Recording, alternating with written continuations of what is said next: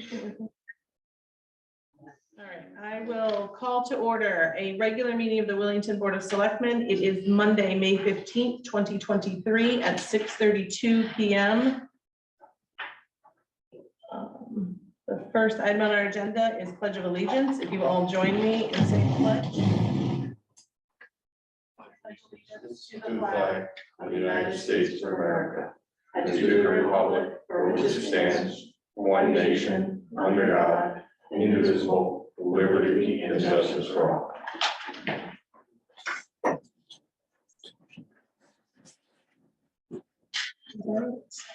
Karen should be with us in a moment, but we will move forward. Next item is approval of minutes. In your packet, you have the minutes from our last regular meeting of April 27th. I'll make a motion to approve the minutes of April 27th. I'll second that. Second by Mike, and I will just note it was a special meeting. All right, any discussion? All right, seeing none, all those in favor? Aye. Aye. Aye. Motion carries. All right, that brings us to present to speak. If there's anyone in the room or online that would like to speak, I ask you to identify yourself for the record and limit your comments to 2 minutes. Is there anyone present to speak? Go ahead. Oh, Pete Tanaka, 125 Mason Road. The reason I came tonight was the last special meeting for on question agenda item 9A, the referendum explanatory text. In the recording, discussion began at 24 minutes and 50 seconds. At the I believe it was Selectman Bulick asked if there was the legal advice had been sought, and according to the local ordinance, it shall be sought, not if or if we feel like it, it shall be sought.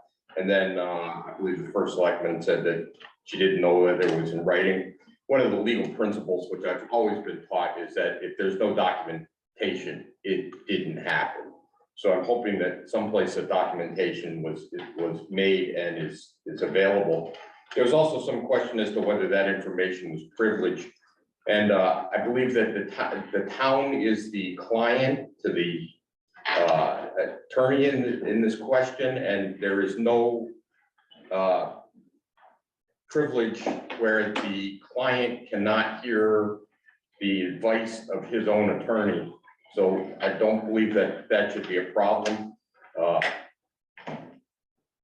Getting back to my previous point on documentation, that's according to Google and according to the law professor who I consulted. This is all. The last thing I wanted to talk about was that there was no present to speak at the end of the meeting. So even though I had this information during the meeting, I could not speak to it last meeting. And I'd like to see that where information during a meeting can be discussed at the end of the meeting if there's an issue with it. Thank you. Thank you. You. Doug Roberts, 44 Mickle Road. Just a few comments about some things.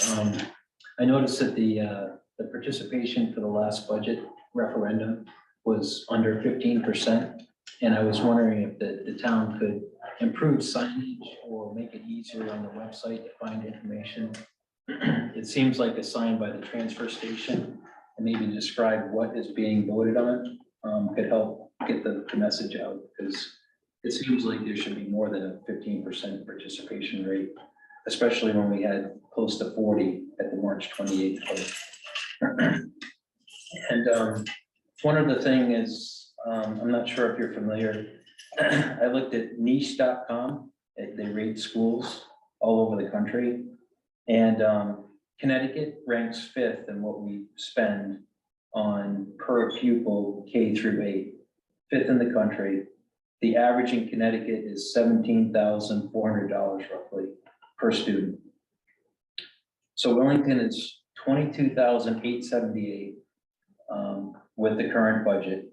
So 32% higher.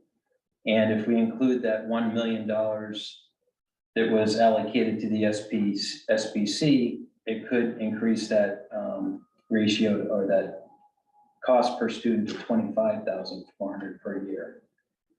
And I was looking, Niche also has a student-teacher ratio. They say it's 9-to-1. Both my kids went through Center Hall and E.O. Smith. My younger daughter, I looked at the school pictures, they're 15-to-1, 17-to-1. So Wellington is 9-to-1. And our proficiency in math and reading is at 57%, which is abysmal, I think. So then I looked at other towns in Connecticut, and I looked at towns predominantly at 100% and looked at what their student-teacher ratio was. And they were 10-to-1, 11-to-1, 12-to-1, not 9-to-1. But things have changed in the last 8 years to go from a 17-to-1 to 9-to-1. But I think something has to be done to improve the proficiency in math and reading. And it just seems like things aren't getting checked the way they should be. So just offer that. As far as the buildings go, Superintendent Stevens mentioned that there was $19 million in immediate repairs if a new school was being built. So I have to believe that for whatever reason, buildings aren't being maintained properly to come up with that kind of number. I just ask that people look into it and, see what can be done to especially improve the proficiency, because our kids are going to go to EO and more than 90% of them aren't going to be able to, they're going to be overwhelmed by the curriculum. And last thing, probably for increasing my 2-minute limit, but I saw in the minutes that there was a thing on the ethics committee. And I'd like to propose that all elected members would be on this ethics committee or ethics board, not appointed, all elected. That would give you a good cross-section of folks to hear any cases or concerns, whether an investigation is warranted or, whatever the case may be after the fact. So just want to propose that as well. And maybe even include our state rep, whoever that person may be at the time. And if need be, they could break a tie vote, depending on how many folks we have that are elected. And that's it. Thank you. Anyone else present to speak? Any hands online? Can you just move the cursor? I see one. Oh, I didn't see one. Mr. Tella? Hey, Nick Tella, 49 Myrtle. First want to start off with concern that my February 16th FOIA request still has not been fulfilled. I know that the state attorney that I'm working with had talked to the town's attorney and said that it should have been, it sounded like should have been filled last week. So I'm unsure why this is getting delayed as long as it has. The other concern is that if there's a survey that goes out to boards people and the boards people say, hey, May 8th or May 10th is when I can attend the joint session, and it is ignored and selected where May 24th is now the joint session with half the people almost. I have concern to that. When the people say, hey, this is when we can show up, and that's the most amount of people, that's the date that should be picked. So I don't know why we're just ignoring surveys that we're sending out, trying to find out information on that. So that's all I have. Thank you. Thank you. Anyone else present to speak? Just lower his hand. All right, we're gonna move forward. Thank you all. Correspondence. There is a list of correspondence in your packet that is available in the selectman's office for review.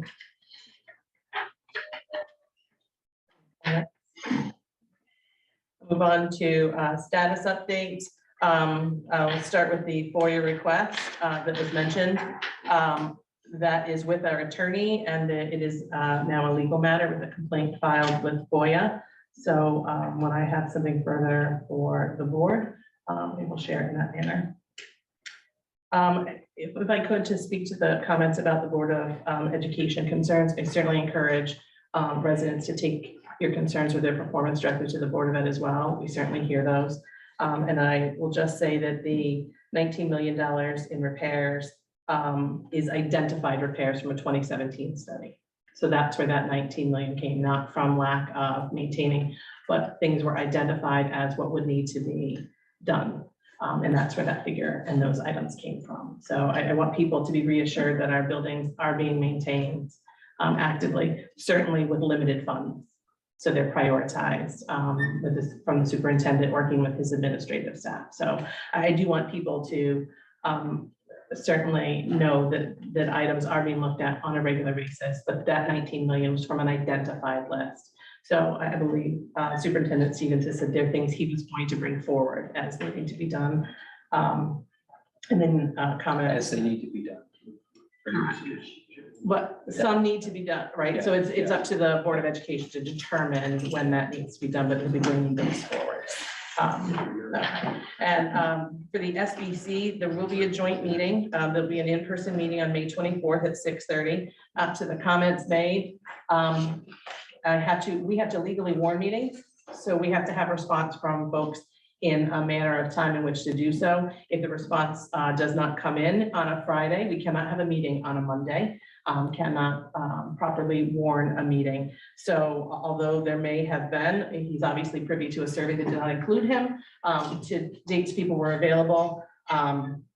We worked with the information we had, and some folks responded outside of the survey as well. So May 24th, Wednesday, here in this room at 6:30 will be the joint meeting of the Board of Selectmen, Board of Ed, and School Building Committee. An agenda will be forthcoming. I expect that hopefully to come this week so that there can be some advanced preparation and warning to townspeople. The STEEP grant at the Old Town Hall, or Town Hall, if you will. We're working with the health district to approve the plan. Then it will be ready to go out to bid. We estimate about a month. Troy, I believe you said there was one more item that you just worked with the town engineer to do. Yeah. Last week, right? That wasn't done as part of the survey, additional work required. And so that was the last thing completed. And so our town engineer will be working with the health district to get their approval. Then the whole plan will come to my office to send out to bid. So go out to bid in 1 month. We're estimating about a month. It'll be ready. The bid will be ready to go out. And again, we've committed to trying to avoid some of the annual events on the green, the car show, Memorial Day, and the flea market. And so we hope that we're still able to meet that. We're gonna surpass the deadline for Memorial Day and hope work can be done so as to not affect the annual flea market. All right, LoSiP project, that is the transportation project on Route 32 from Hall School to the Mills that will put in sidewalks and remove some sidewalks. We have submitted the 90% plans to CROG, that's our Capital Region Council of Government, for review. And then the engineers are working on the encroachment permit process with DOT. And we have an onboard 90% design meeting with the CROG staff and their consulting reviewers on June 7th to hopefully get final comments on those plans before we move to the 100% design. So we are working with our state partners in this, and so we move at their pace. So a little bit frustrating to those of us involved, but there's a lot of level of design to be met before we have a project to go out to bid. So I think it's safe to say, excuse me, that we've missed, that we've missed the summer construction season. I have absolutely no hopes that that's something that will be done this summer. And ARPA, there was no meeting today. We haven't had any real actionable items currently. So we have a couple of potential appropriations hanging out there, but not enough funds to do those. So waiting for some projects to close. to see if we have additional funds to be able to make those appropriations. So that committee did not meet once again today. We did complete the annual reporting that was on April 30th.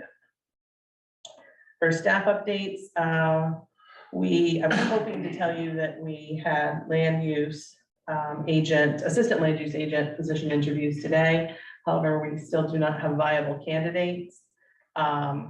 So working with Mike D'Amato and looking over some potential keywords we can put into the application process. So when we put it out online, that's our most significant source of applicants that hopefully we'll get some that you have some knowledge in this world to be in this world and not the perennial checking the box, applying for a job.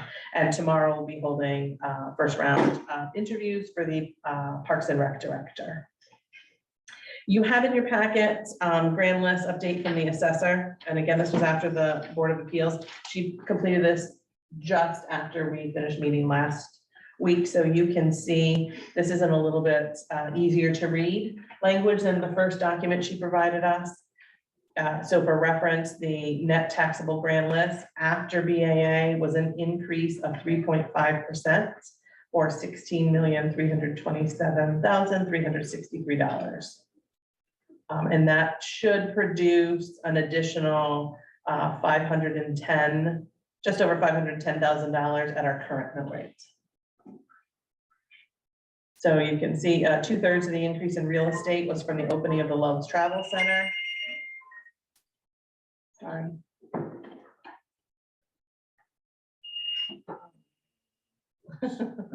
Uneasy. Sorry, Ridgeview. I apologize. So the Loves contributed to all of the net increase in the personal property, adding $6,079,330. And then I asked for an update on crumbling foundations.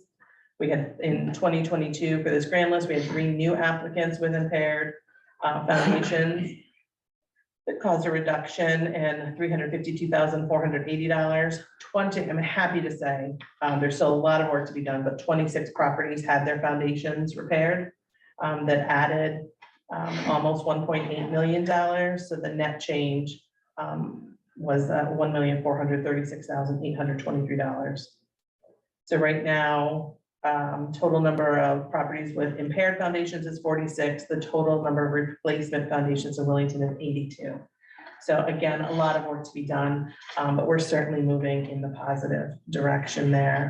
So we'll continue to advocate for the necessary funding to make sure that everything is repaired. You have a list of top 10 taxpayers in each category. FedEx still right at the top there. I want to thank Kara and Nicole for all of their work preparing this grand list, and we'll soon see this taxable revenue come July 1. Any questions on that? Don't. Anything within the report? I guess, Absolutely. Okay, a question on ARPA. Yeah. I know that from my previous time on Board of Finance, there was a lot of discussion of with the auditor. The auditor increased the rates they were charging Wellington for the auditing because they said there was going to be additional work required for ARPA, additional tests, as they call them, Right.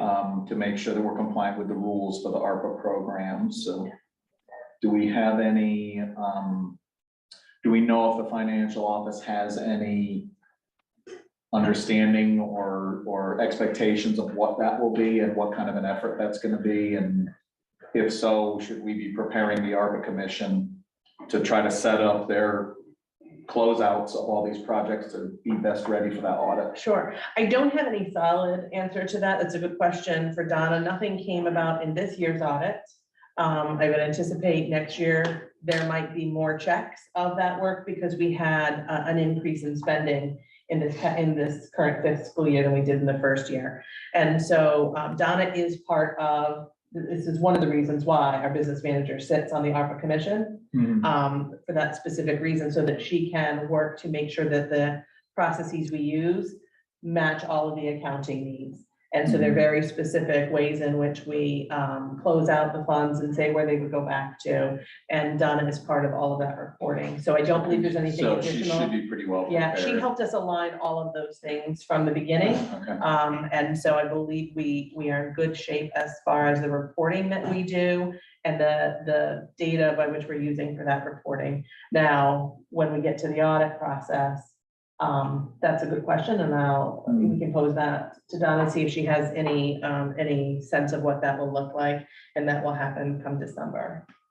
I guess my only concern is, I know there was a lot of discussion early on with understanding some of the language that defined things such as recurring expenses or recurring costs, and that the ARPA projects were supposed to be at least steered away from funding things that would create recurring.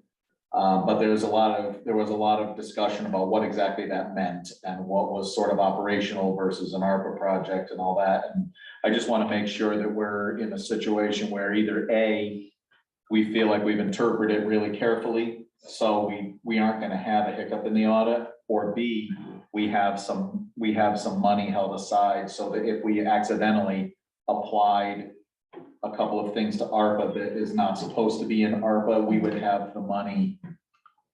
We would be able to fund that back in. Right. And square up with ARPA. So the biggest thing I can say is there's no caveat that says you cannot use it for something that recurs. You just have to fund that out of your budget when these funds go away. That was more something that the town looked at and said, Okay. we should steer away from things that are going to increase your budgets. And try to use this independent. Because it creates a mandate. Correct. Okay. And then from the second, I completely lost my train of thought there. What was the second part of your? If we had needed to have a buffer. Thank you. The way in which we can take the money could fall into a revenue stream, so we have revenue loss. Lost revenue. Lost revenue. So Yep. the majority of our money is used in lost revenue. So that anything that would be a normal government expenditure qualifies. Okay. So as opposed to having to justify why we held a vaccination clinic and set that up, or premium pay for certain jobs, we used revenue loss. So if they were any typical expenditure, if you were going to give increased dollars to employees and a bonus, that's a revenue. If you're going to buy a piece of machinery, if you're going to do a project in your park, those all qualify in there. So we were able, they changed some of the abilities to use revenue loss at under $10 million. So a lot of smaller towns and municipalities could actually take that, and it made it easier for them to spend. Qualify. And it made the reporting much less simplified. I mean, and much more simplified. It was, it's quite a bit of reporting in some of these larger categories. And where I would think the state is certainly falling into that, some larger cities with some different needs. And many more dollars. There were communities that got millions, tens of millions of dollars. And so they're using them in a very different way. And so the reporting is much simpler under this. And so we analyzed each item and determined how it would best be used in revenue loss to able to do that. And you could use up to $10 million in revenue loss. We had well under $10 million, so we were able to take the whole thing in revenue loss. So it made the process, but yeah, there are lots of things. Right from the beginning, when we talked about our first project that had some surplus, and Donna guided us through how we would close it, where the money would go, exactly what wording we would use for our motion to make sure the money went back into the fund it came from, because it can't just go back into another fund. Right. So it can be used again. I remember wrestling with some of that. Yes, stuff. yeah. So having her at the table was really important for us. So, but it sounds like the auditors have there's a new requirement in terms of auditing. that we were recently made Yeah. aware of. Well, I think that not new requirements, but new increased work, right? So Yeah. there's a lot more for them to audit. This is a separate fund. So, Yeah. and for most towns, it's set up in a new fund. It's So- a big scope from what we Correct, did on it. Correct, So- and that's every town that they're working with, they now have, that was just ours, that was just the towns. Remember, the school has multiple ARPA funds they received and ESSER grants, et cetera, and all of those have reportings. So from the auditor's perspective, it was, there's an increase in work to be done from the increase of funds that are out there. Yeah. And so less about our process and procedure and more about the scope of work and dollars that were pumped into It's community. still not a bad idea to just double check with the finance office and make Yeah. sure that Yeah, well, we're aligning ourselves with the Yeah, auditors. no, probably was just that I just opened it. Okay. Hi, everybody. Hey, I've got a half an ear on the BOS meeting tonight because I'm getting appointed to, Just hit you. There you go. There we go. Just remind folks, if you're online, if you can keep yourself muted, please. All right. Three more items in my update. You all know that due to the loss of Mr. Erico, that leaves a vacancy in the Region 19 Board of Education, where he proudly served. By statute, that appointment goes, to a town meeting. And we plan to call a town meeting. I was hoping to have a call tonight for us to do, but there are several items going before the Board of Finance on Thursday that would require a town meeting. And so they have 3, maybe 4 items that would need to go. So I'm trying to keep those all together instead of going to 2 back-to-back town meetings. We like to combine those things. So look for that. In addition, I'll ask you each if you have what your availability looks like to call a town meeting, so that just the call of the town meeting, including this Region 19 vacancy, which has to be filled at town meeting by statute, and then the other items that could possibly come from Board of Finance. Ideally Friday or Monday if possible, so that we can get this in the first week of June. And we're working towards whatever the schedule, the statute. The statute is 30 days. 30 days is weekend, Memorial Day We have weekend. to take action in Yes. 30 days. Yeah, and the last one was longer than 30, the last 2 have been longer than 30 days. We're trying to get really close to that 30-day mark. And so it's Memorial Day weekend, and so we just, again, because we know we have these items and Board of Finance didn't have a special meeting to do them, we're gonna keep them together. So we can do this the first week in June.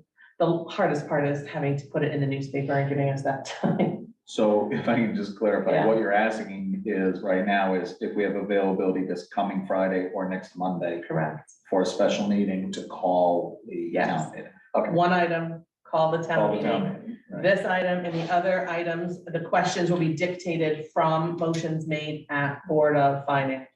So Friday morning would be the earliest we could do that, and then we could get that off. So take a look at your calendars when we're Okay. done and give them to us.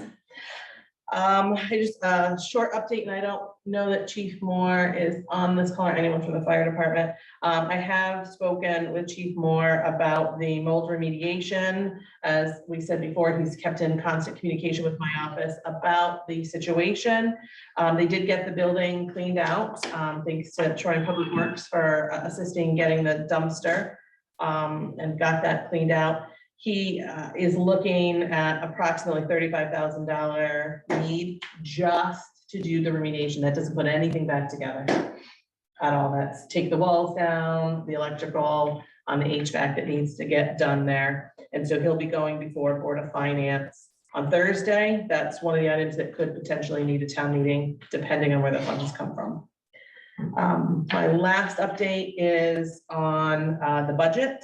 So we are looking at right now a pretty good surplus in just the selectmen's portion, not the overall general government, including savings from snow removal. So we had about a $55,000 savings in snow removal this year. So Troy has certainly a need. I think we all know there's a need in road work for that. And so during his Public Works update, we will talk about his plan for those funds. Donna has forecasted, not including that money, approximately $112,000 in surplus. And there are several year-end requests that could be funded with those dollars by a Board of Finance transfer. And so I'll just share with you Donna's update to me late this afternoon with some of the items that could potentially be moved from our budget to other projects. And you see one of them is a potential settlement. That's a matter that will come before you as we get more information, and it was a legal issue from the assessor. So this was something that BAA could either take up or not if it's over $1 million. And so back in 2020, BAA said, we're not going to take this up. This will go through the courts, which is typical. And so it's just coming back around to us. So that may require a potential refund there. And then you see some other items. Again, they are not for us to decide. They are outside, except for the elected officials bonus. Well, even that they're outside of our jurisdiction, if you will. They are not our budgets. But if you recall, Mike, you were not on this board then. Jim, you were. When we approved the bonuses for staff out of ARPA money, elected officials were excluded specifically within ARPA language.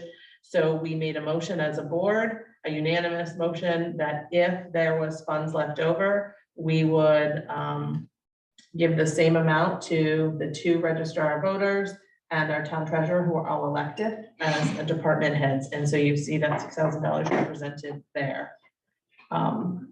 So there'll be a hearty discussion at Board of Finance as to prioritizing and or funds that come from that.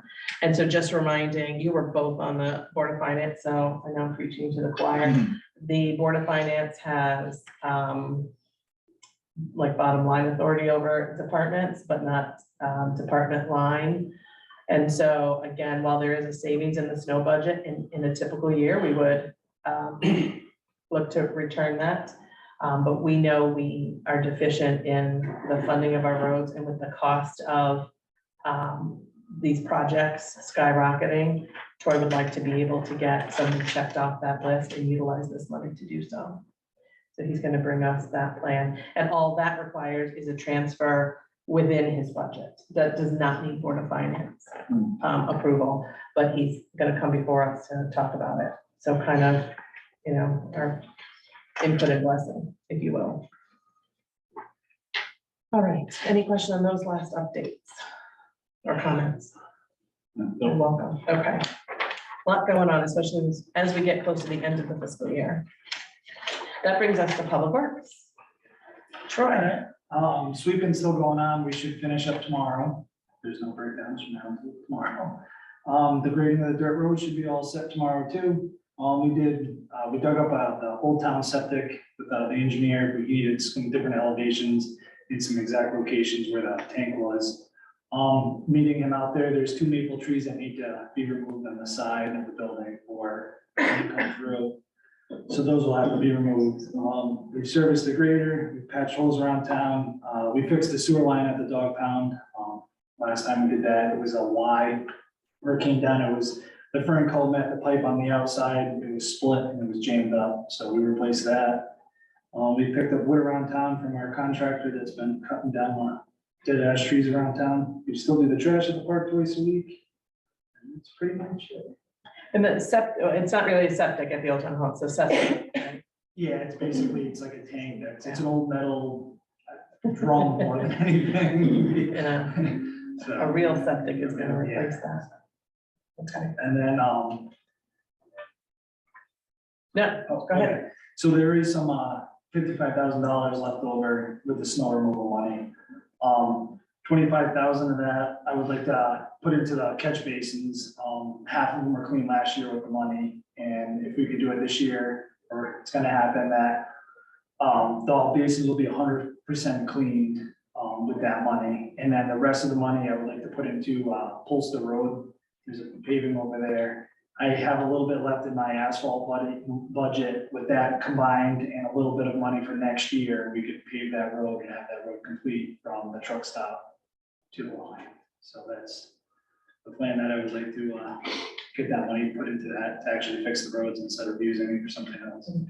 So I just wanted to ask a question. I So- want to give you one more piece of input. Please. So Troy and I sat down with Donna and talked about how he could utilize these funds, a portion of them, because you heard him say a portion is going to Crop doing catch basins, and they're our vendor, so they're out there doing that now.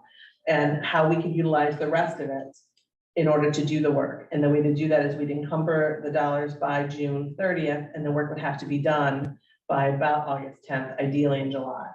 So that is obviously contingent upon Troy finding a vendor that, and having the funds and it being able to be done in a timely manner. Otherwise, the funds go back to the general fund. They're not able to just be transferred into a capital project because that's not where they belong. So he's working on getting those quotes.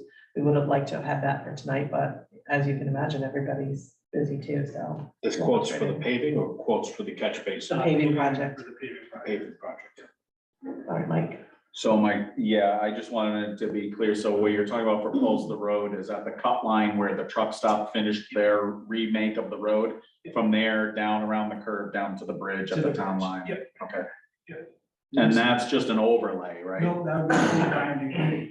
Oh, grind and repave. Yeah, Okay, there's too much cracked up and stuff like that. okay. I know it took a lot of abuse when we had all that rain and everything ran down the hill from the Haliac And that extension. would be paid, a portion of that would be like a big apron, so there's a pipe that comes across right there, Yeah. that would be paved up roughly about 100 feet, so that all. Cut down on that. Yeah. Okay.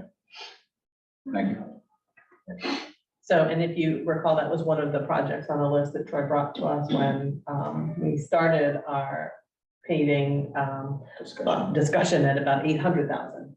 And Polster Road was one of the major rehabs that was identified from Beta.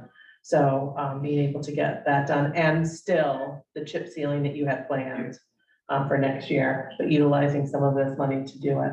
So the 30,000 from snow, from, you know, a good snow year, if you will, on top of the money he still has in his asphalt budget from leftover will hopefully allow to do this project, so. So that's gonna be milled, right? No, it'll be ground, be reclaimed. Mill is when they take down, like, say over here, they were milled out 2 inches, or what they're gonna do on 320, they're just gonna mill the 2 inches down, and then they'll put an overlay over the top of that. Reclaiming is to come in and grind the whole road up, regrade it. Like rototiller, like we did There you for go. Just what we did on Moose Meadow. a moose meadow. Yeah. I gotta assume there's some kind of commercial value to the grindings, right? I mean, Yeah, it goes, the grind Goes goes back into in. the base, back into the base of the road. It stays there. It It's not stays like there. milled and we get the milling. Yeah, the millings come away when they mill it, then we pile them up. This all gets like rototill all into the ground, it goes back into the base, the strength. and- it just goes, it builds up the base, because they didn't have gravel and then okay, got it. Yeah, it adds structure to the. That structure. Yeah, I apologize, I'm looking at my phone because I wanna kind of give him I'm gonna give an update to this as we wait for the state to get us the language. The project that's being done on, You want to enter there? oh, that'd be great, thank you. Instead of reading off the little bitty, yeah, it's an easier to read. it sure is. So we have the information, but DOT doesn't send it in a usable form. There's a lot of not public information here. So the milling and resurfacing project on Route 320, so that's from Mansfield and through Willington from 195 to the end of 320. So they're going out to past the TA. Are they going as far as FedEx or? Yeah, they'll do the portion of FedEx at night over the bridge and then going to like where the new truck stop is, they're gonna meet the new asphalt that they put there. Oh, okay. That little section right So there. from there all the way to Mansfield line. Mansfield line. So that project was initially set to start later. They've moved it up to begin this Wednesday. So they'll be milling from May 17th to May 24th. And so the resurfacing segment is anticipated to begin June 7th through July 13th. So we'll share all of this in the public, but I want to kind of get the information out there. They just changed the timelines on us on Friday. So keep an eye out for that. We know we Summer have, of complicated traffic patterns. you betcha. And it will be done during the day. Yes. The only the paving will be done too. The only work that will be done at night is by FedEx and the truck stop. So the rest of it will be done. Not like the Route 74 No. project at all, so. It will, I don't believe. They're not working Memorial Day weekend, but certainly, in the Board of Ed office is aware that this affects some events we have going on. Our Memorial Day parade, as we walk in that area, will stay on 74, so it shouldn't affect us, but anyone traveling down to come in, and the road race. And so Phil's office is aware of the impact to the road race. And he said this isn't the first time it's impacted the road race, so they're aware of the uneven surface and things. So it's nice to have it done. I will say that much to my dismay and my complaints, they are not redoing the horrific job on Route 74. So the paving is not good. The edges of the road are terrible. They're well aware there was an issue and it's not being touched again. So what they redid in the fall is so don't look too closely at the sides of the road. So we did advocate for them to fix that, but no avail thus far. All right, so any other questions on Troy's update before we move to next item? Was he supposed to Yeah, talk about the mower? Yeah, or we're is gonna that- go into that. I just didn't know if you had any specifics on what we have touched on to this okay. point. No. Okay, so the next item is a mower attachment purchase. So as you know, our purchase policy is that anything over $5,000 has to come through the board. And so Troy has a proposal. Again, this is funds he has in his budget, but the cost is over $5,000. So he's bringing this for us, and this is for a mower attachment that would go on the new skid steer. And it is for $7,311. And this is from W.A. Clark, W.L. Clark, W.I. Clark, W.I. Clark. Oh, there we go. So Troy, you want to talk to us about the attachment and how it will be used? So Mike's giving me a smile over there. At this point, it's really just more about the history. A little bit. It's not even really about the mower anymore. Okay, so we have the two roadside mowers. We have the big Massey Ferguson, and then we have the small M&B mower. So basically, this mower would go on the new skid steer that was purchased through ARPA funds. So this would be to mow the transfer station. Currently, right now, we use our zero turn to mow the transfer station. It's not really time efficiently. It takes a few days to mow up there. This mower is like 72 inches wide. We'll use it for that. And also we'll use it for the retention ponds. We have 7 retention ponds around town due to our MS4 permitting that we're supposed to go in there and take the trees and weed whack once to twice a year. The guys go in there the best they can and weed whack. Some of them, we can't get the big mowers in there to do. So we have to do it by hand. So now with this, we can do all the mowing. One person can do it and keep other people busy doing other things. Some of this year we went into Burma Park and we widened the edges of the fields. So now that can be mowed once a year to go through there to knock the underbrush down there. They had some other bush hogging in different spots that we could get the machine in to do. Basically, that's kind of really it. So is it a finish mower or is it? It's a bush hog. It can cut So up it's a to- bush hog, so Yeah, so it can be your chopper it can be too. a chopper. Yep. Yeah. Okay. Yeah. And we can use it on some spots that are, that loose have knocked down way in the back that's flat. We can use it in some wider spots instead of going in there or having them, do that. One guy can go around some of the edges and clean up some of the stuff. Not all the roadside, but there's some spots that are wider that, loose knocked back that we can keep back instead of having them all around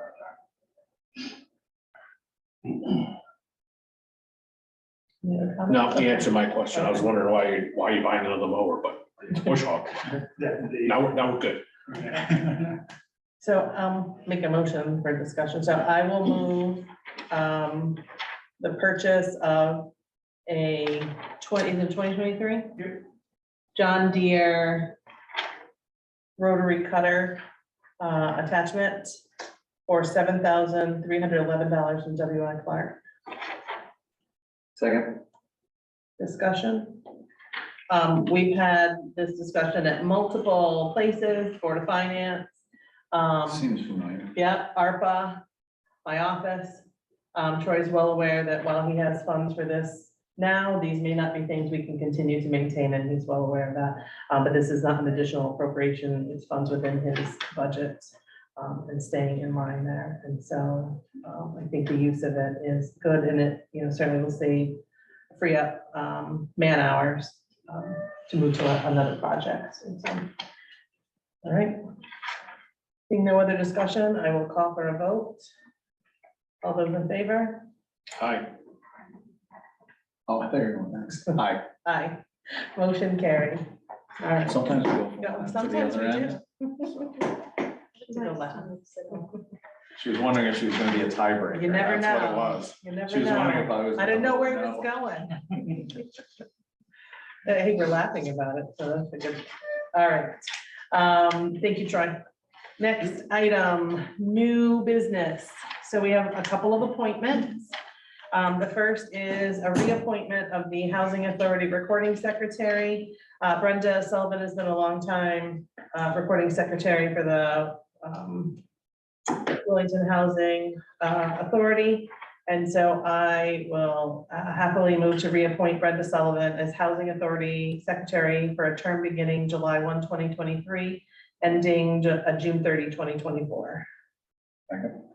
Seconded by Mike. Any discussion? We did get a communication from Don Berg of the Housing Authority advocating for this reappointment. They, once again, are happy with the work that she does for them. And Don, you're on if you'd like to add anything. Yes, I was just trying to turn on my video, but so far I'm stalled on that. I just want to confirm that we also reappointed Brenda as our reporting secretary this evening. So your approval of her is justified. Thank you. Thank you. She's been fine and timely. Thank you.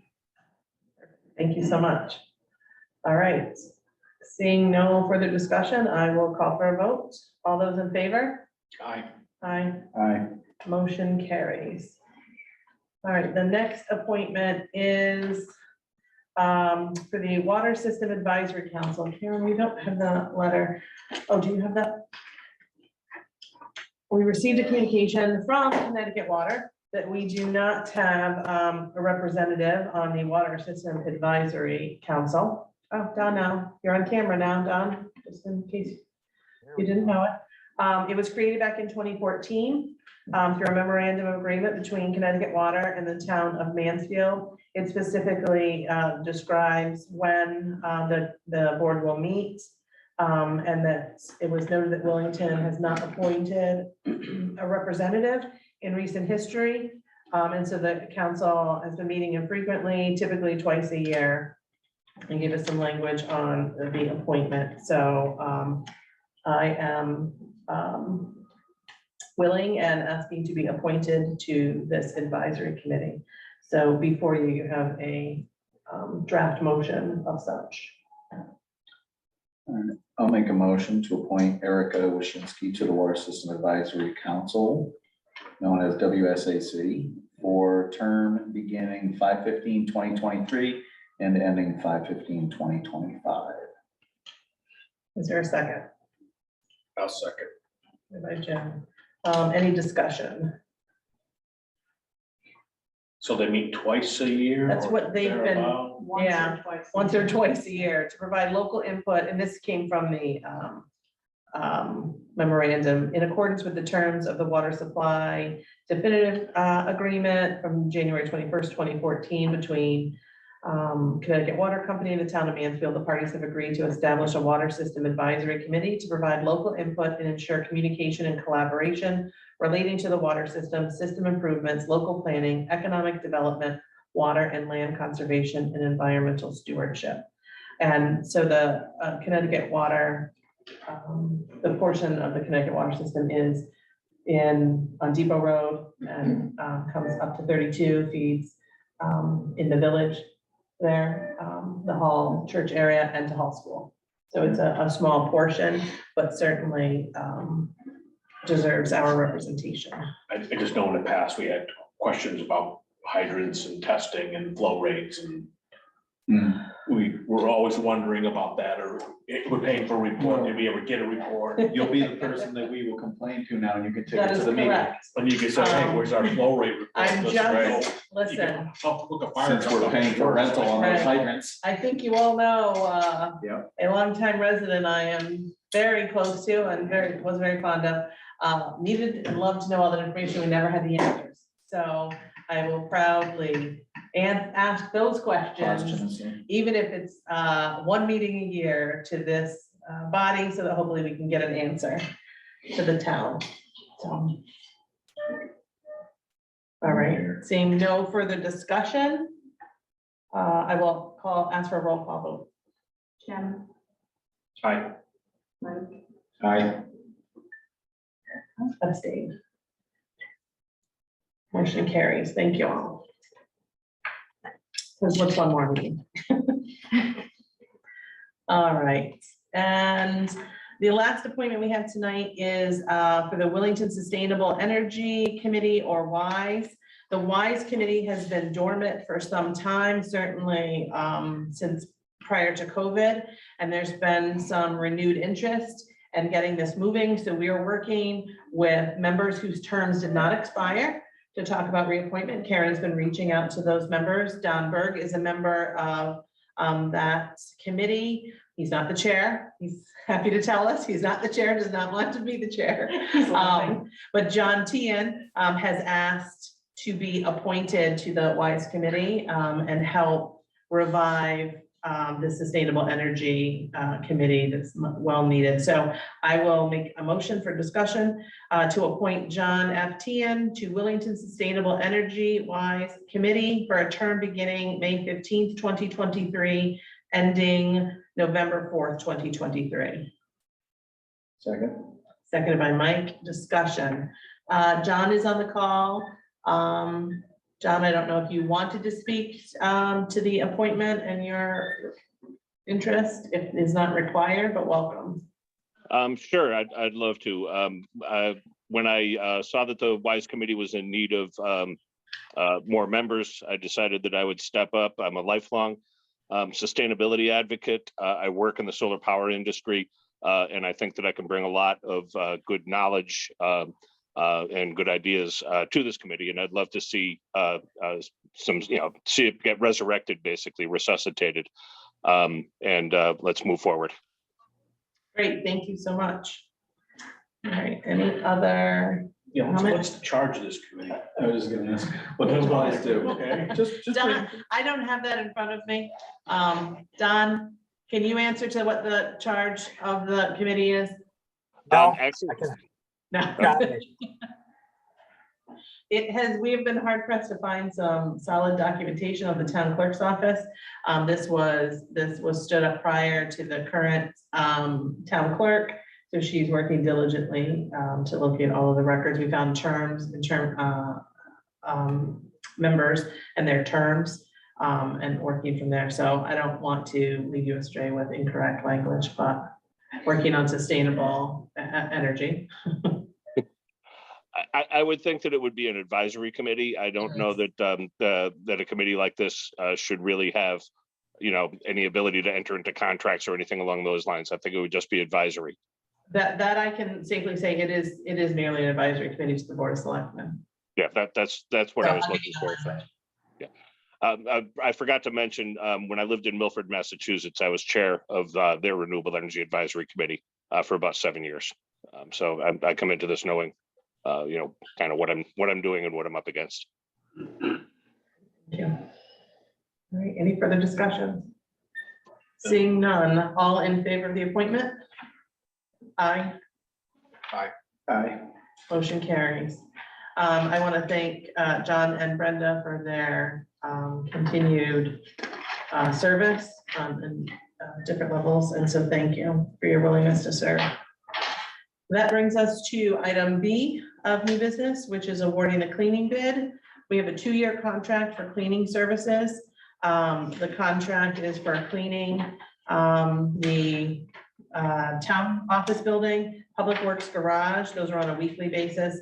And the old town hall, we typically do that on an as-needed basis. You just mute Tom. And so we sought 5 bids for a cleaning contract. We received 1 back. You have that in front of you. It was opened today. The effective dates of the contract would be July 1, 2023 through June 30, 2023. And the 1 bid we did receive was from H&S Carpet and Janitorial. It was for a total amount of $19,240 for a 2-year bid, again, at the Wellington Town Office Building, Public Works Garage, and Old Town Hall. This covers $140 for each occurrence of cleaning at the town hall. They currently, that's for twice a week, which would be $280 a week, $45 for each occurrence, or $90 a week at the Public Works Garage, and $50 for each occurrence when asked at the Old Town Hall. And again, the contract July 1, 2023 through June 30, 2025. For reference, for both of you, this is our current vendor. We have no real concerns.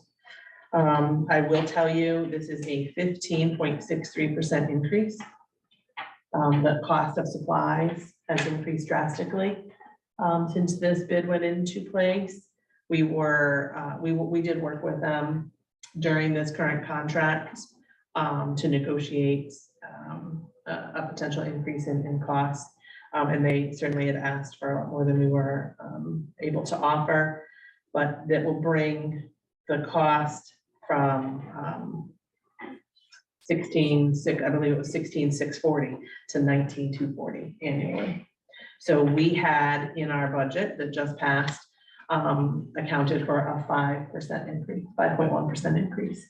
So there's more than enough funds to cover the basic weekly cleanings and about just under $1,000 for anything additional. So I'll be looking at the funds we have left over in this fiscal year to get some additional things done that we typically would use out of that particular budget line item, cleaning the carpets, any major cleaning on the floors outside of regular cleaning.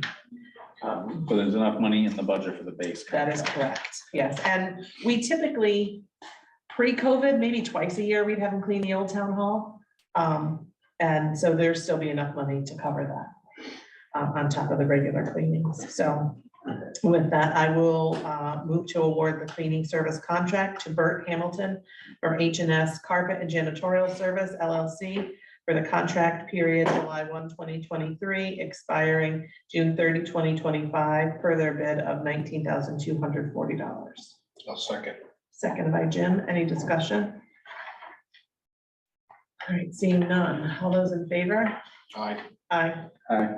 Motion carries. Tax refunds. We have 1 tax refund in your packet. I will move to refund Lee Yifan a certificate of correction in the amount of $363.36. Seconded by Mike. Any discussion? Seeing none. All those in favor? Aye. Aye. Aye. Motion carries. All right, item D, Chief Snyder is here to discuss a firefighter abatements ordinance and a potential revision to increase the abatement cost, as well as some other possible changes. In your packet, you have language from in that, and I apologize, I'm gonna give you a new copy of our ordinance. That's what you have in there. I still think is there. This is how our ordinance is currently written. In your packet, you have, it's not colored, we saved on dollars there, so you have to look for the highlighted sections. In 2019, Public Act 19-36 allowed for an increase of the firefighter abatement and property taxes up to $2,000 annually. The ordinance we have is at $1,000, and that became effective July 1, 2021. So any changes to the ordinance would have to go through a process first here at the Board of Selectmen, a public hearing and eventually a town meeting for approval. So I'll let Chief Snyder speak to some of, for his reasoning for the increase and some of his proposed changes. Could I just make a comment before Yes, the you may. chief presents? I am potentially, I can at times be eligible to be a recipient of this. And I was involved in the original writing of the ordinance before I was on any town boards. Since I've been on the Board of Finance and on the Board of Selectmen, I have opted out each year because I felt it was a conflict to receive money from the town for it. But because I am technically eligible and would potentially be eligible in the future, I'm not gonna participate in the conversation about it. Okay. Thank you. All right, Chief Snyder. Okay, yeah, so revisions on this ordinance have been on my desk for quite some time. And when it came to light in 2021, that the increase of dollar, I put it at the top of the pile. It's been a valuable tool so far for recruiting and retaining members. It's really something that a lot of the members drive for. They look at their numbers, they follow their calendar every year to see if they're on track to receive it. And it kind of keeps everybody that's been eligible on track. So again, it's been a valuable tool for the fire department. There's some revisions that I feel are necessary because the original ordinance was enacted in 2014, and it's kind of outgrown that. Some of the things in there were kind of used like what seemed like a punishment tool in terms of like some of the things that were in there were if a member was late on their taxes, they were not eligible for like 2 years. And I'd like to remove that section and change it to the abatement would go towards delinquent taxes instead of going towards property taxes. If you, for example, if you have a car tax of $1,000 and you owe $1,000, it goes towards the delinquent taxes, not towards your car tax. So you just get credit. Yes, What you're yeah, proposing. yeah. As opposed to, like I said, kind of a punishment that people were really frowning on and saying, well, I'm trying, that kind of thing, but it was out of my hands. Another thing that I wanted to put in there was retired volunteer. I guess that's a new thing that became eligible. Retired volunteer firefighters with at least 25 years would be eligible to continue to receive the abatement after retiring. And again, we really don't have any retired firefighters. People stay there and they keep doing it. They keep doing it with 35, 45 years of service. And they just keep on remaining active. Part of that is because of this tax abatement, and part of it is because they love what they do.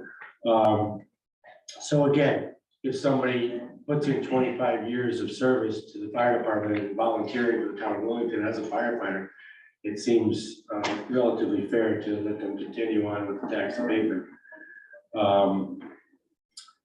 Next thing on the list was administrative. If somebody had completed 5 years of service, was in the original tax ordinance, the value just increases from, I believe it was $750 to $1,500 if they're in an administrative role as opposed to an active role. That's, for example, if somebody's going to all the committee meetings, on the board of directors or executive committee, kind of running the department, but not going into fires, that kind of thing. It's a reduction in the total amount, but it is an increase from the original tax maybe because the allowance from the state for the increase. That's kind of all the changes other than the dollar amounts that I'm proposing. I did make some changes to the requirements. The first change is they need need to achieve 2 years of active service to be eligible. And that's kind of across the board, 2 years of active service eligible. Before, it has a 10 and a 15-year increment that, you know, at the 10-year mark, I think you get the full amount of $1,000, which again, is kind of like, you know, I can't make, you know, I've been here 2 years, I've been actively serving the town and going to fires, and I meet all the requirements. But I gotta stay here for 10 years, you know, keep doing this for 10 years. And it just doesn't seem fair. The time frame is just not, like I said, if somebody puts in 2 years and that kind of shows that they're gonna remain active, they put in active service, and as long as they remain active from that point on, they should be eligible in that change. You will notice that there's some changes also in the requirements for attendance. The current ordinance says attendance of 50% of department meetings, attendance of 5 training sessions per year, response to a minimum of 10% non-mutual aid calls during the year. So non-mutual aid calls refer to in-town calls only. So if the ambulance goes to Ashford, that isn't going to be part of the tally for calls. Or if we go stand by to Mansfield with one of our engine tanks, it doesn't go towards the tally of calls. It's just in-town response for the citizens of Wellington. I did change the attendance, 5 training sessions. I increased that to 10 training sessions per year, and I reduced the department meetings requirement from 50% to 25%. It seems like an obvious reason, because training is far more important on the list than department meetings. Our department meetings, we discuss business, which is important stuff, but getting people to go to the training to be prepared to go to the calls is more important. So I kind of just switched those around from 5 to 10 in the training and 50 to 25% in the meetings. We have essentially official 6 or 12 meetings, I'm sorry, per year. So again, it's not a big deal in the meeting side of it, but it would make a big difference in the training side, getting people to participate a little bit more. And I think that's it, pretty much for the changes. I submit this to Erica because I don't know the steps for changing or revising an ordinance in town, They so. start hearing them, that they'd end up having to be put to town meeting. So I will say Chief Snyder gave this to me in January, and I said, thank you. It's not gonna get to, we're not gonna get to it till after budget season. So he patiently waited until we were through budget season. So I thank you for that. I have lots of thoughts, but my number one, Tom, have you worked with, we have 2 departments. Yes. Have you talked with Chief Moore about this I have potential talked to change? Chief Moore, and he basically says I gave him the revisions, I gave him the changes, told him I was gonna bring it here and start the ball rolling. He was fine with everything that was presented. They do have a lot of volunteers. A lot, unfortunately, don't have tax liabilities or live out of town and stuff like that. So it really isn't going to affect his department as much as my department. I don't know that I would say it affects, right? It's utilized by one department Yes, more than it's more than the utilized by other, the other until, Better term. I apologize, my glasses are dirty, can't see. Until last year, there was no participation from Wellington One. Right. So they're volunteers. This is only volunteers, it's not their paid staff. And so their volunteers didn't take advantage, and they still don't widespread. They have very specific criteria, and it's the board of director roles, or like to have to look at their criteria. Yeah, what the members that did take, Yeah. participated in this were So- administrative mostly. I would want to see both departments represented and so we can have the most robust conversation, especially now that we're down to 2 selectmen. And so that we can have a good hearty discussion and, hammer out some things. This is really a tool to incentivize new volunteers, correct? Yes. So from my Recruit every team. perspective, it's the service that the town receives Mhm. and incentivizing them to maintain service with the town. So dropping some of those year levels, I'm not sure I'm on board with. But that's today, day one, starting the discussion, that we want people to join and then maintain service and continue to serve. I definitely have some concerns about it being used to pay past tax liability. And it's not, to me, that's not an abatement, that's paying your tax liability. So I have some, right now, again, today, day one of discussion, I have some concerns about that. But I'm not sure I would like to see attendance at some of these really important items decreased to give a higher abatement amount. We've lowered the threshold and increase your reward. So I'm having trouble reconciling that, which is why I want to see more representation from the department to kind of help us make a decision that we would then take to a potential town meeting.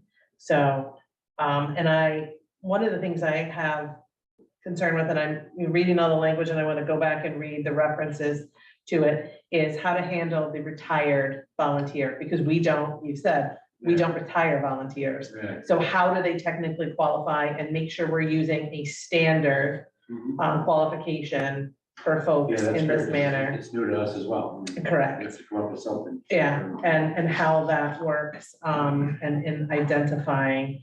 And then I'd like to hear from Willington One as to what their reason behind not offering this as an incentive to their volunteer members is, and if that's something they're thinking about changing. Yeah. I'd be curious to see how that plays in, because again, I think it was last year was the first year. Yeah, I believe so. I think it was the first year. Again, it was administrative. Yeah, and it was only administrative, so I have some questions I think about given that. that it worked well with you with recruiting and Yeah, retaining absolutely. people It's and all very- that. it's very I like the fact that you said, hey, training's more important than that, and you put that in there and made, sounds like sense. Yeah, and that addresses one of the concerns that you have, Erica, is reducing, the only thing that we're reducing here is the attendance of department meetings, which again, I think are not. I see them as important though, as becoming a full member, right? Your department is more, its primary focus is to answer those EMS calls, without a doubt. Retrain. But So- it's all, in order to have a whole department, there's more to your department than just the training to go to a call. It's being part of that community. And so I think those department meetings are important, and 50%, we're talking about 6 meetings. Right. So again, we're trying to incentivize them to join. So I'm not sure we should lower Yeah, the no, we can certainly threshold. change that back to, as but- one of the- But again, these are my Yep.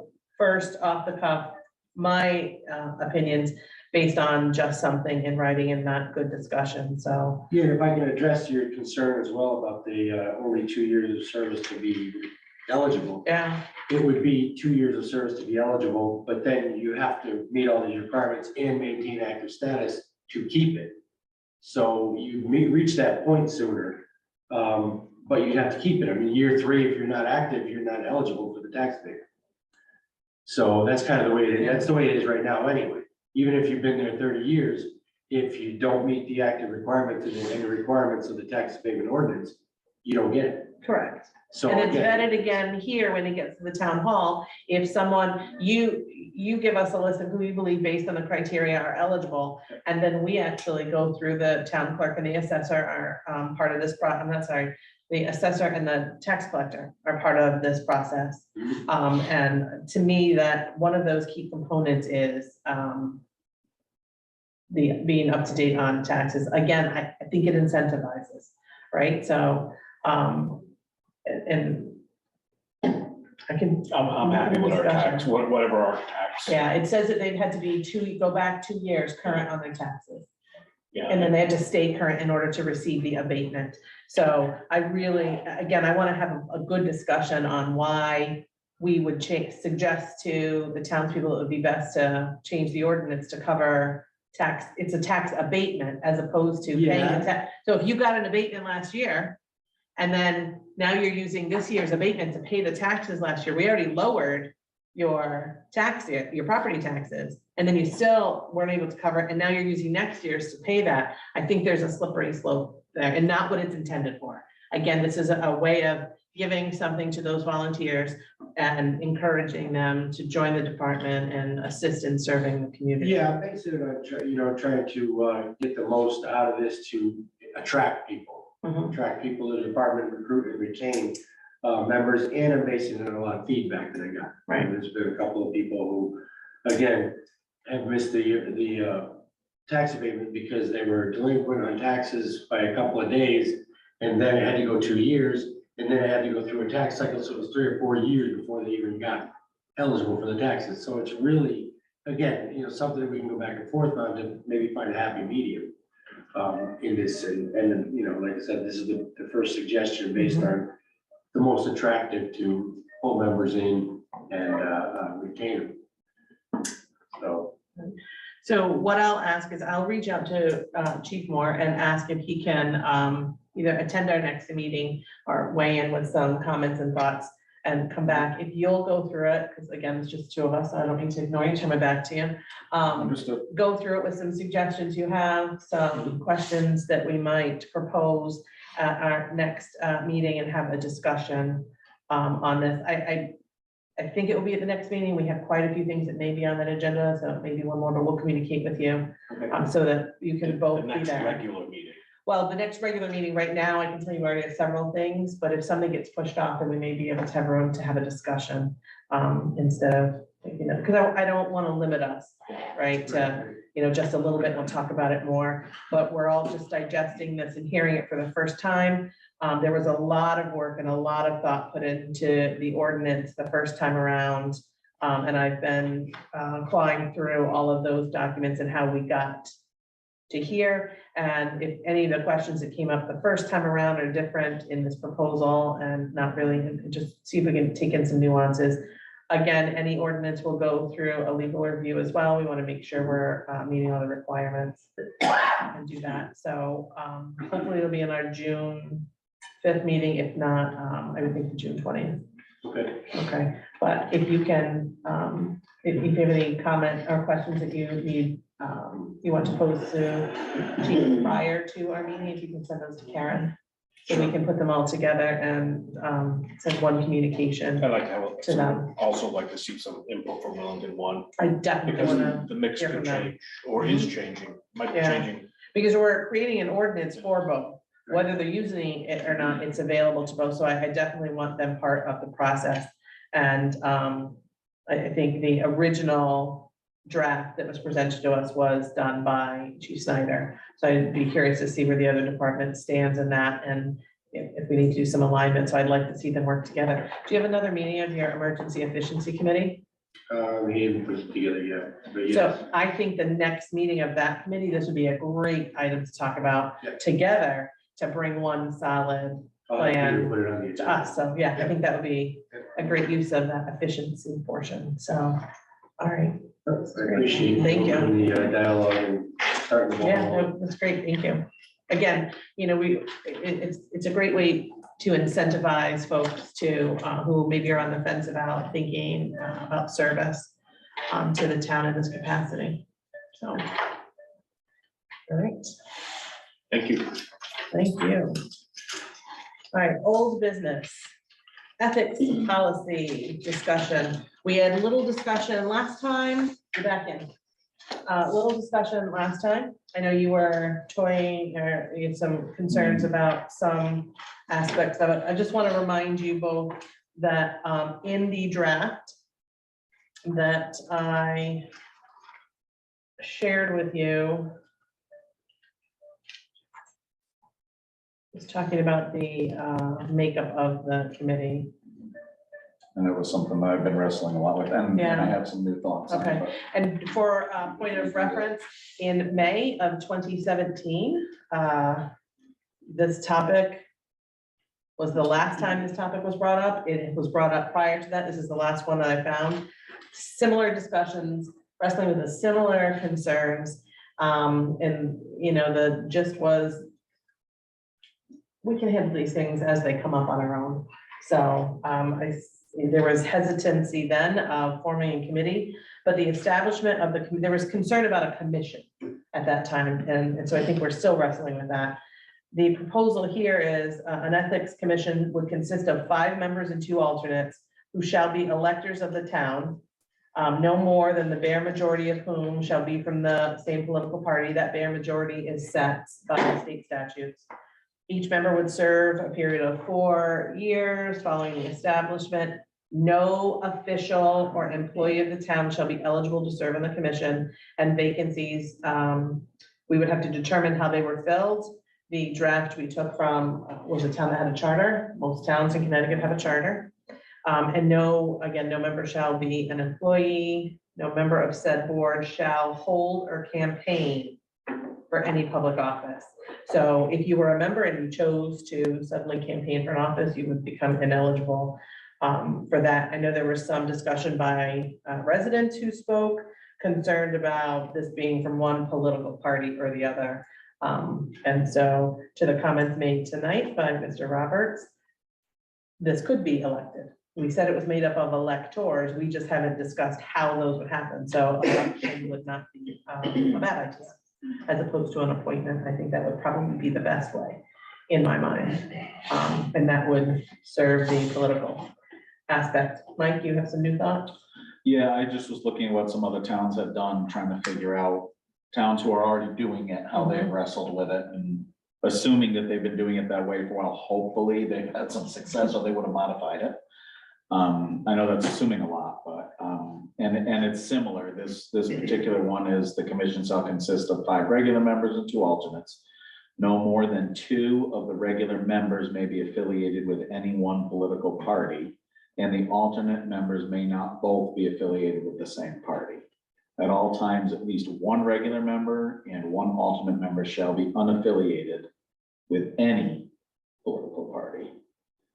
Members will not be compensated. The commission will elect a chair.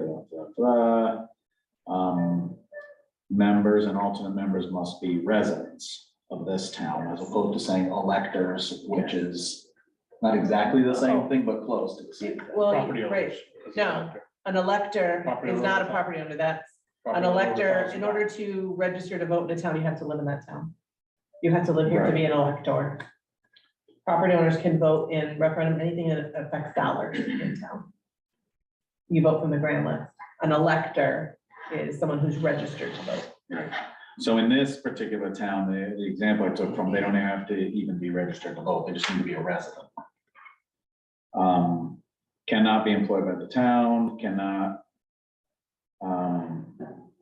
have been employed by the town for 2 years prior, cannot hold or seek any office, cannot have campaigned for another person seeking office, cannot have held any town or state office for 2 years prior, cannot serve as a member of another agency, cannot hold office in a political party or political committee, and cannot have been found in violation of state, local, professional ethics. So it's similar. So a few things are Is that worded. one of those samples I gave you? Or is this? This was one I found on the Okay. internet, because I was dabbling around just trying to find stuff.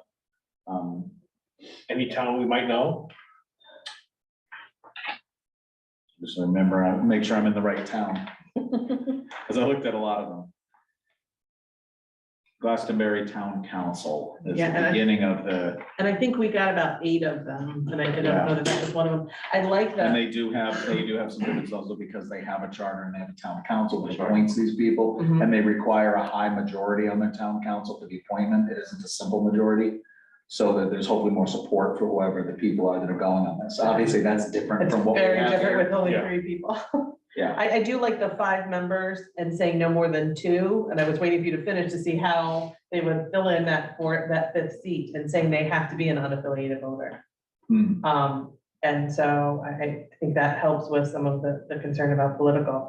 Interesting that their language says you cannot have campaign. Not only can you not campaign, you cannot have campaigned for someone, Right. and that you couldn't have been an employee for 2 years. So it really takes away that, Or you have to be far enough away. if you're from- far enough You need removed. distance. You need You can't go distance or like, oh, time. Next year I'm gonna go on this. Right, You no, I can't do think that.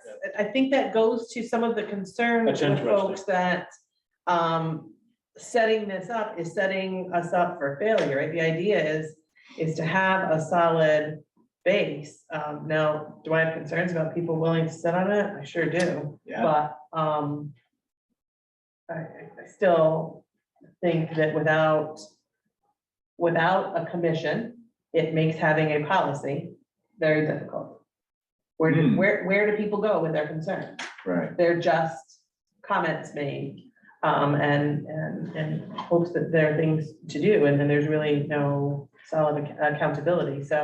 Yeah, there has to be some mechanism to debate and potentially adjudicate something. Correct. Yes. Otherwise, you just end up with a file full of a bunch of reports and no action.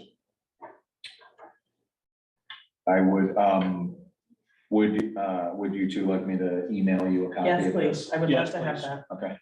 Yeah, I'd be curious to see what some of the other components play into. Yeah, they Again, have some I interesting. do like the appointment versus election is where I struggle. Because appointment from this board, obviously from some is gonna see a slanted, no matter, unless you have an unaffiliated voter who's completely disconnected with political parties, you're gonna have a 2-to-1 in one way or the other, now that we don't have a third party in Wellington, and most towns don't. And then if you follow that mechanism, and you have 2 from each party, and then an unaffiliated voter being elected, it means that unaffiliated had to then go through the process, which could be cumbersome and, on their own, to get on about it.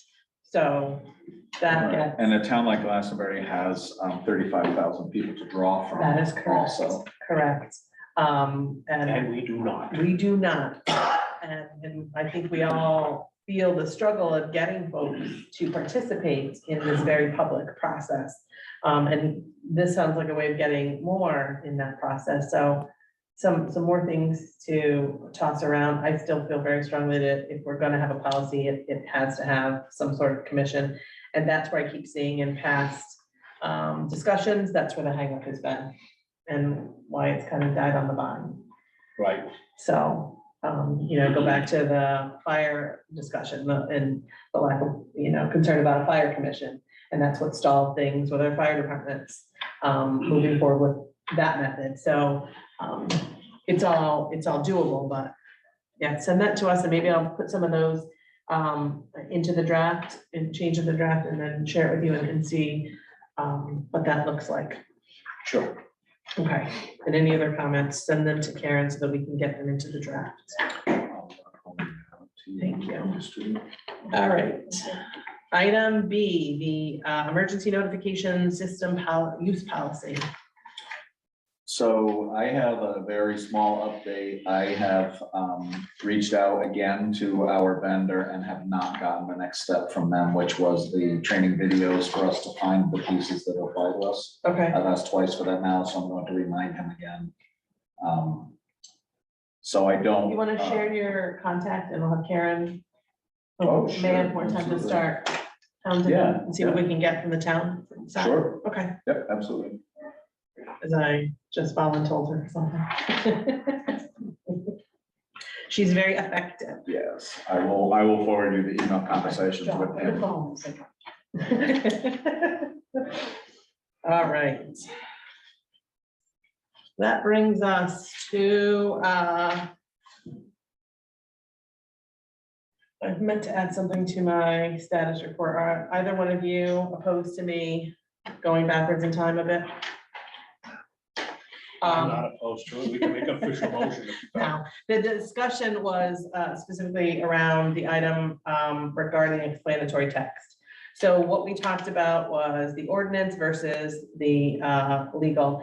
I never said, I didn't want to speak to exactly what I had in writing without having it in front of me. So I don't want what was said by present to speak misconstrued. I know what I have and what I don't have. I just didn't want to speak to the wording of it and misspeak. So in my communications with attorney and the bond counsel, as we prepared for the school building committee process and all of the many motions and work to be done, and this goes back into December, it was explained to us that both the statute and the ordinance called for explanatory text. They were to be prepared by the town clerk and reviewed by the town attorney. The SBC and others can assist the town clerk by providing required information to go into the document, so long as the assistance did not constitute an improper expenditure of town resources. So information necessary was provided to the town clerk who prepared the document. That is the written language. Right, from our attorney. There were certainly many phone conversations in that. but our town attorney reviewed it, That is correct. right, and that's, we That- have that. I can tell, that would be with Robin. Okay. So any of those communications, because I did not prepare it in any way. My next step after that, once Robin told me it was done, it had been reviewed, properly reviewed and given the A-OK from the attorney, is then I sent a simple communication that it could be distributed. I think the discussion we had and what we need to circle back to is where it's approved by statute. And so in those discussions with our attorneys were that this is what was said repeatedly over and over. It needs to do this. What I think we missed is it going from, or potentially from the town clerk to this body to approve. Because we didn't write it or approve it. Right, it was the footnote at the bottom that said, That is correct. we approved it, that caught my attention. Right. Right. And so that, I can tell you in my research that past practice, not necessarily from this board, but from other school building committees. So every time there's a project that goes through OSCGR that has the reimbursement, has to stand up a school building committee. Typically, that school building committee has been the Board of Ed, and they have then prepared the ordinance. Prepared the explanatory text and distributed in a method. So the past practice is what was followed. I have no doubt that if we were doing this for any referendum, school project, non-school project, and we were putting out explanatory text again, that is now highlighted in my school building committee file, and in another copy of this in my office, that the statute then refers to the how it's prepared. And I think it can simply be the Board of Selectmen approving the preparation, not necessarily the finished document that's finalized by or approved by the board attorney, but actually a motion to authorize the preparing of the explanatory text. If that's not outlined specifically in our ordinance, it is simply saying that it's prepared in accordance with the provisions in the general statutes and shall be subject to the approval of the municipal attorney. So I just want to be clear, and the intent was that we followed it to the procedures absolutely necessary, which were, it did not come through the school building committee's office, the superintendent's office, the first selectman's office, but the town clerk and the town attorney. Right, So- our ordinance is different from Connecticut general statutes, and it Correct. says that the town clerk can compile it. Yes, in our And then- ordinance, Per the guidelines of the Connecticut general statutes, where the general statutes say we have to take an action, we have to do something positive, we have to authorize the town clerk Right. to do that, to write that, correct, which we didn't, but that's okay because we have an ordinance that will supersede. right. So I believe it was all done, you know, I see it all done in the same manner. More checks next time can't hurt. The only Um, thing is that in our ordinance says the town attorney shall provide an opinion. The statute says, doesn't say they shall provide an opinion, it says it shall be It shall be, reviewed, I believe, in accordance, shall be subject to approval of the municipal attorney. So your question, did you get that approval in writing? yeah, that's And so all. that would, I don't, oh, they're gone. I was looking to see, the town clerk's office was online, but they're now gone. And so, there were communications back and forth with Robin, so, I will follow up with Yeah. our town clerk. that she, has that approval, because it was done in that manner, so, I want to make sure I address that, and I forgot to put that in my update. Okay, And thank my you. blue notebook at the bottom of my file reminded me. All right, that brings us to present to speak. If there's anyone online or in the room who would like to speak, raise your hands, identify yourself for the record, and limit yourself to 2 minutes. Anyone in the room? Their heads are all getting a little lower as we sit here. It's hot in here. Anyone online? Mr. Latinsik. Hi, Peter Latinchich, 97 Trask Road. I want to make several comments. The first, I want to thank the first selectman for recognizing the long and distinguished service of Herb Erico, both to our town and nation. He will truly be missed.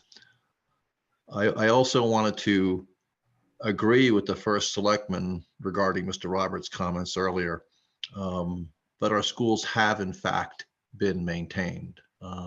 It's discouraging for me to hear it said that that's not the case. I think Willington has done a great job maintaining our schools. I'm a member of the SBC. I had the opportunity to tour the schools at the beginning of my term, and I was very impressed with the good job the town did in adapting these buildings and maintaining them over the years, especially when you consider the resources the town had available to it in those times. With respect to Mr. Roberts' comments about the test scores, that is concerning. I've been to several Board of Ed meetings, and I've heard members of the current Board of Ed and the audience there ask the same question about those test scores. And the response I heard expressed by the Board of Education chair and administration is that they don't recognize those test scores to be reflective of our students as a metric of student performance. And that should be concerning to all parents. And I strongly suggest that parents attend these Board of Ed meetings and question why this would be the case, why we would be different than any other town that takes the same tests. Lastly, kudos to Public Works for getting the mower, or I should say brush hog. You can never have enough tractor attachments. Thank you very much. Don't encourage him, Peter. Thank you. Mr. Tella? Nick Tola, 49 Myrtle. I just want to start off with saying that I respect that Mike earlier stepped away from the discussion with the fire department. I want to tip my hat to him for doing that. I want to refer back to a meeting that we had last summer, or maybe fall, where we approved $100,000 to help build, I want to specify a new school. The people there that voted on that money were voting on that money to be utilized for the new school. My understanding is that there's approximately $50,000 left to the SBC. And I just, I understand this is the Board of Selectmen meeting, but it's a concern that I have, and many do. When will this money be returned back to the town? During that meeting, it was promised when we voted that during the CIP meeting, that the money that was not used would be returned back to the town. And we're, very, over a month, 2 months from that vote, and the money has not been returned yet. The charge has been fulfilled and the money needs to be sent back. The money being held right now by the SBC should not be used for anything until the voters approve for that money to be spent on a new justified reason, because the money sitting there right now, it has no use. I want to bring a concern that many parents have had, and it relates to the environment that Phil Stevens is allowing in the school system. I had a great conversation with the principal of Center the other day. She was awesome to talk to, and I encourage anybody to reach out to her with any concerns. But the concern coming out of that part, I'm going to stop you right there. If you have a concern about employee performance, this is not the appropriate forum for that. And so if you, I'm going I to think stop that you there. If you would like to- excuse me. I If you think would the like people to move need on this to is another their time. topic, otherwise. No, this has to do with the town. So again, the school, during that conversation, and I'm not talking further into this, but some stuff that's going on in the school, the principal has stated that it's a safe haven for the kids to read materials that their parents would not approve of. And I have a concern that we are allowing the town to have I'm kids. going to stop you, that if you have concerns regarding I have, staff at the Board of so I have- Education, there is so a I'm gonna proper continue. mechanism for I'm going to those continue because you continue to interrupt me here. Yeah. So I I'm have going to concerns. stop you at this So- point, Mr. Tella. So I have If you concerns have that the concerns town, for the Board of Education, I encourage you to take them there. We are no longer going to address your personal concerns with the staff. it's not personal. This is many people in town have this issue. The three dots on the bottom. And what's happening is the parents don't know that their kids are being exposed to stuff. And it's purposely being done behind their backs. Thank you. Mr. Tella. Thank you Mr. very much. Tella. Thank you very much for letting me finish. Thank you. Anyone in the room or anyone else online? Thank you. All right, good and welfare. Certainly, if either of you have anything, I encourage you to chime in. I can't say enough. It is, I've said it before, Mr. Latinsik touched on it. What a loss to our community in the loss of Herb Erico. And so continue to keep his family in our thoughts. And I hear someone mention him, I expect him to walk in the room, and I'm not sure where to go with my parliamentary procedure questions anymore, but I attended a beautiful service of his life. You may hear me quote him from time to time. So that loss is still being felt in this community. Mobile food share will be here, the town office building, next Wednesday, May 24th from 11 to 11:30. A reminder that's open to all Willington residents and any resident of the state of Connecticut. It is a drive-through model, so you can stay in your car if you have concerns at all. Please continue to support our small businesses and restaurants if you can. I want to make important note that as of last week, the emergency declaration for the COVID-19 pandemic in federally and in the state of Connecticut ended. And I would be remiss if I didn't thank all of our state partners, our health district, all of our board and commission members in getting us safely through the COVID-19 pandemic. I think of some of those early days and the ways in which we had to learn to communicate with each other, spending New Year's Day, traveling to get vaccines and masks.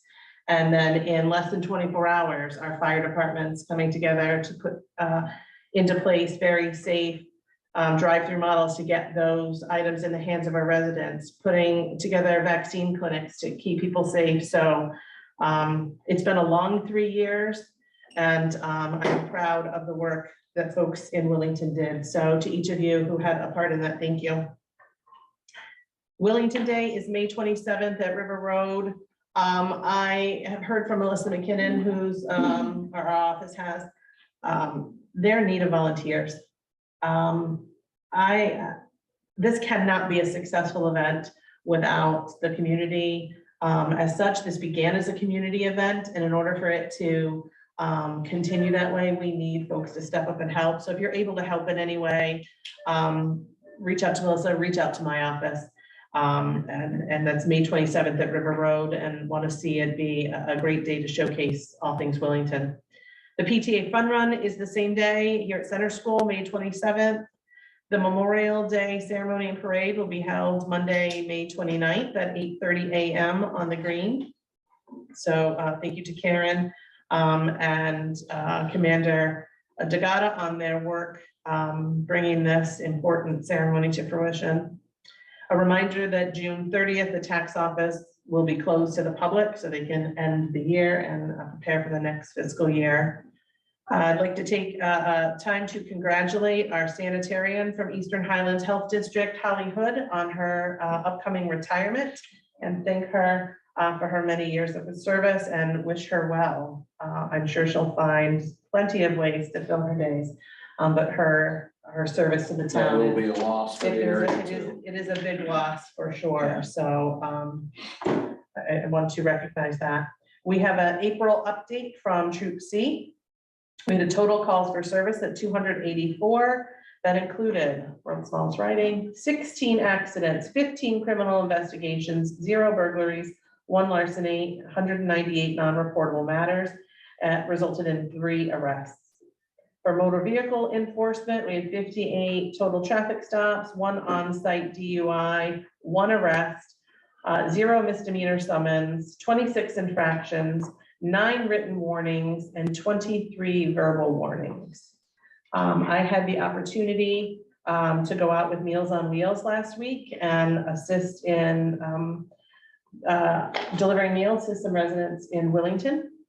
And then I tagged along as we went to the route went into Coventry. So it's a great organization. If anyone's interested in volunteering, they can always use your assistance. And shocking to hear, I know, I don't know every resident in town, but if someone has a big accomplishment that they feel like we should respond to, proclaim, I am happy to do so, to encourage people to reach out to us.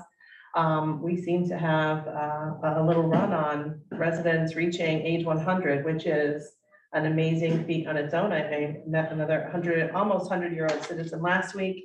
At our upcoming meeting, we plan to honor Lawrence Becker's upcoming 100th birthday. So if there's something you'd like to see us acknowledge or honor, please reach out to the Selectman's office. Or if either of you know something, let me know. We don't mean to miss folks. We're just not aware of every milestone. And some of them definitely we're celebrating. So with that, anything on my fellow board members? No, man. Nothing to add. Seeing none, I can't see that far with these dirty glasses. I will make a motion to adjourn at 8:18 p.m. Second. Second is a non-debatable matter. All those in favor? Aye. Aye. Aye. Motion carries. Thank you.